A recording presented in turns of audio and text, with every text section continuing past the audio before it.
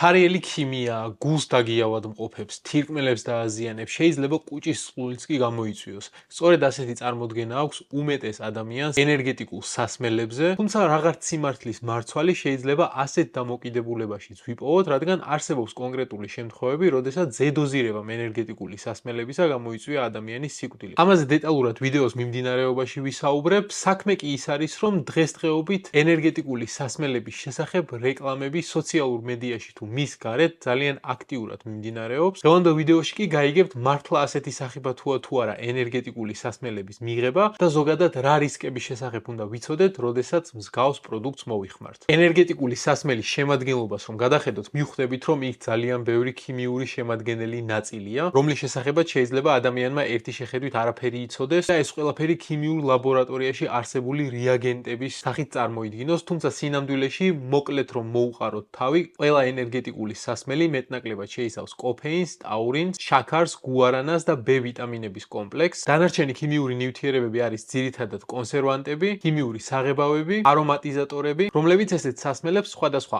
არომატებს აძლევენ და სპეციფიურ გემოს სცენენ. იმისთვის კი რომ გავიგოთ როგორ მოქმედებენ ისინი ჩვენს ორგანიზმზე, უნდა დავიწყოთ ამ მთავარი შემადგენელი ნაწილების გარჩევა და გავიგოთ თუ ისინი ცალ-ცალკე როგორ მოქმედებენ ჩვენს ორგანიზმზე და შემდეგ კომბინაციაში. დავიწყოთ პირდაპირ კოფეინით. კოფეინი ყველასთვის კარგად ნაცნობი ნივთიერებაა. კოფეინი ცენტრალურ ნერვულ სისტემაში მოქმედებს როგორც სტიმულატორი. ეს ნიშნავს იმას, რომ ის უკავშირდება კონკრეტულ რეცეპტორს, რომელსაც ქვია ადენოზინის რეცეპტორი, რომელსაც ნორმალურ მდგომარეობაში უკავშირდება ადენოზინი. და სწორედ ადენოზინის ამ რეცეპტორთან დაკავშირება იწვევს ჩვენში დაღლილობის განვითარებას. შესაბამისად, თუ კოფეინი დაუკავშირდება ამ რეცეპტორს, მანამ სანამ ადენოზინი დაუკავშირდება, ის იწვევს ჩვენში ამ დაღლილობის გადანაცვლებას და პირიქით ზრდის სიფხიზლის შეგრძნებას, კონცენტრაციის უნარს და ორგანიზმი გადაყავს აქტიურ მდგომარეობაში, სადაც ჩვენ შეგვიძლია უფრო ენერგიულები ვიყოთ და უფრო კონცენტრირებულად ვიმუშაოთ. ეს ყველაფერი ძალიან კარგი, მაგრამ უნდა ვიცოდეთ დოზა. ნორმალური დოზა არის 400 მილიგრამი კოფეინის დღეში და ერთ მიღებაზე არაუმეტეს 200 მილიგრამი. 200 მილიგრამი არის დაახლოებით 1,5-2 ფინჯანი ჩვეულებრივი შავი ყავა, ხოლო რაც შეეხება 400 მილიგრამს არის დაახლოებით 3-4 ფინჯანი ჩვეულებრივი შავი ყავა. ანუ წარმოიდგინეთ 3-4 ფინჯანი შავი ჩვეულებრივი ყავა არის დღის ნორმა კოფეინის, რომელიც ზრდასრულ ადამიანში არის უსაფრთხო. რაც შეეხება ენერგეტიკულ სასმელებს, 9 ლიტრიანი ენერგეტიკული სასმელი საშუალოდ შეიცავს დაახლოებით 160 მილიგრამ კოფეინს, რაც ერთჯერადი დოზით მიღების შემთხვევაში ნორმის ფარგლებშია და გულისხმობს დაახლოებით 2 ესპრესოს. მაგრამ აქ ეს ყველაფერი არ მთავრდება და უფრო საინტერესო ხდება, რადგან ენერგეტიკული სასმელები შეიცავენ ხშირად ასევე გუარანას, რომელიც არის მცენარე და კიდევ ერთი წყარო კოფეინისა ენერგეტიკულ სასმელებში. გუარანადან მიღებული კოფეინის რაოდენობა ენერგეტიკულ სასმელში არის დაახლოებით 35-40 მილიგრამი. ანუ აქ უკვე მივდივართ 0,5 ლიტრიანი ქილის შემთხვევაში ერთჯერადად მიღებული დოზის ზედაზღვარზე, ანუ 200 მილიგრამზე. რაც როგორც გითხარით, უსაფრთხოა, თუმცა ერთი ფაქტორია გასათვალისწინებელი, გუარანა მოქმედებს განსხვავებულად ვიდრე კოფეინი, ის უფრო ნელა შეიწოვება ადამიანის ორგანიზმში და მისი მოქმედება უფრო ნელ-ნელა იწყება, შესაბამისად ადამიანი უფრო გვიან ამჩნევს იმ ეფექტს, რაც კოფეინიდან უნდა მიიღოს და აქედან გამომდინარე ადამიანი მიდრეკილია, რომ სანამ ეფექტს მიიღებს,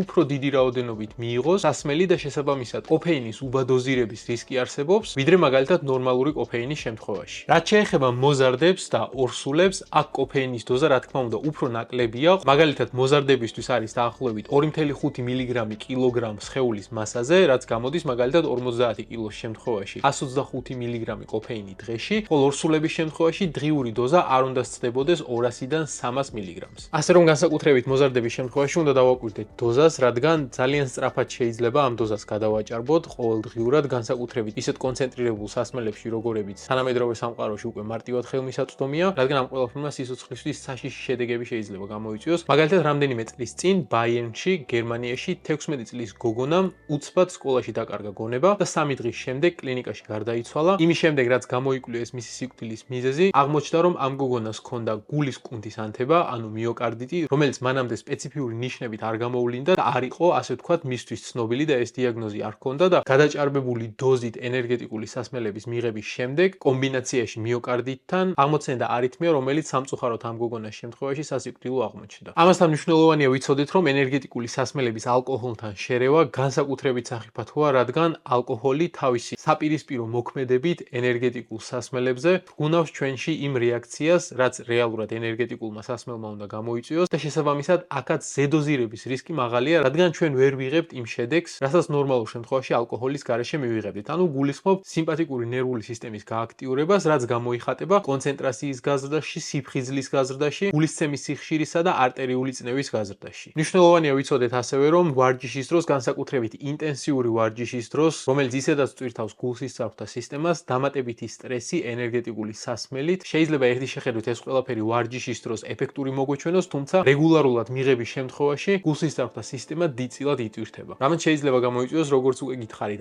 არითმიები, მიოკარდის, ანუ გულის კუნთის ინფარქტი, კორონარული სპაზმები, ანუ იმ სისხლძარღვის სპაზმები, რომლებიც გულს ჟანგბადით ამარაგებს. შესაბამისად დაიმახსოვრეთ ინტენსიური ვარჯიშის დროს ასევე ზედოზირებულად ენერგეტიკული სასმელების მიღება ასოცირებულია გულსისწრაფთა დაავადებების განვითარებასთან. კიდევ ერთი ფაქტორი, რომელიც მნიშვნელოვანია და უნდა ვიცოდეთ, დაახლოებით 0.5 ლიტრიან ქილაში შედის წარმოუდგენლად დიდი დოზის შაქარი. ეს არის 50-დან 60 გრამამდე შაქარი, რაც არის დაახლოებით 5 სუფრის კოვზი შაქარი. წარმოიდგინეთ, რამდენი შაქარია ეს. 1 ქილაში შემავალი შაქრის დონე უკვე აჭარბებს ყოველდღიურად რეკომენდებულ დოზას შაქრისა, რაც არის 25-დან 50 გრამამდე. ზედმეტი დოზით შაქრის მიღების შემთხვევაში ჯანმრთელობის რამდენი რისკი არსებობს, ამას აღარ ჩაუღრმავდები, უბრალოდ გეტყვით, რომ შაქარი ამ შემთხვევაში შეიძლება პასუხისმგებელი იყოს ენერგეტიკული სასმელით მიღებული ენერგიის შემდეგ უცებ ქრაშის, რაც ნიშნავს, რომ ამ ენერგიის ბუსტის შემდეგ ადამიანი უბრალოდ წყდება და არაფრის ენერგია აღარ აქვს. აი, სწორედ ამაზე შეიძლება იყოს პასუხისმგებელი დიდი რაოდენობით შაქარი, რადგან ის მიღებისაც იწვევს ინსულინის გამოყოფის სტიმულირებას, ასევე სისხლში გლუკოზის პიკურ მაჩვენებელს, რაც რა თქმა უნდა არაჯანსაღია. შემდეგ დიდი რაოდენობით ინსულინის ფონზე ამ პიკის